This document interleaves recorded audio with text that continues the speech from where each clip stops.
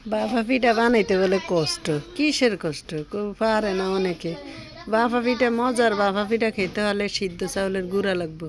সিদ্ধ চাউলের গুঁড়াটা যদি শুকনা হয় তাহলে এটাকে মেখে লবণ দিয়ে পানি দিয়ে আধা ঘন্টা 2-3 ঘন্টা রেখে দিতে হবে ঢাকনা দিয়ে।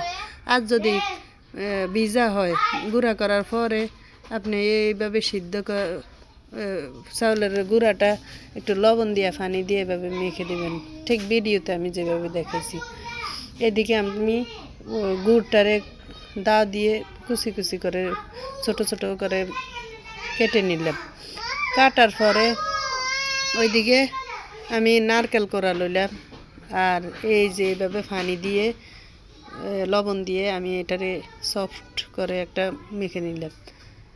এভাবে মেখে 2-3 ঘন্টা আপনি ঢাকনা দিয়ে রেখে দিতে পারেন। আমাদের এখন জরুরি তাড়াতাড়ি বানিয়ে খাইতে হবে, তাই আমি এখনই বানিয়ে ফেলতেছি, আর রেস্টে রাখার সময় নেই।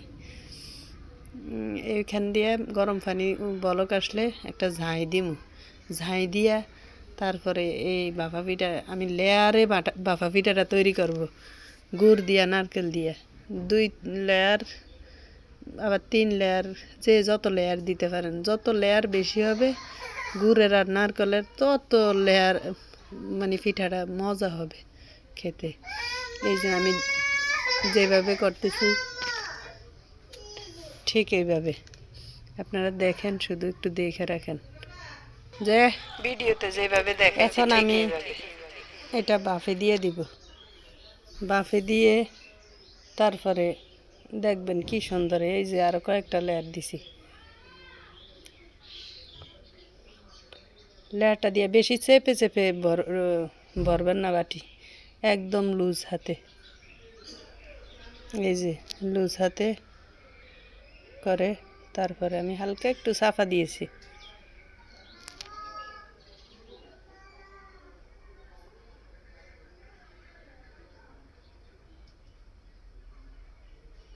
এই যে এবার পাতলা কাপড়টা, সুতি কাপড়টা দিয়ে এখানে আমি ভাপে দিয়ে দিলাম ঝাঁইটার মধ্যে দিয়ে আমি বাটিটা সরাই নিলাম। বাটিটা সরাই নিলে তারপরে তাড়াতাড়ি হবে সিদ্ধ। এইভাবে আমি 5 মিনিট ঢেকে দিয়ে রেখে দিলাম।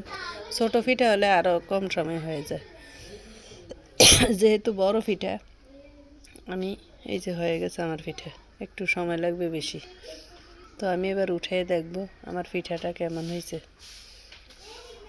এই যে হয়ে গেছে, এত সফট, মাশাআল্লাহ, খেতে অসাধারণ।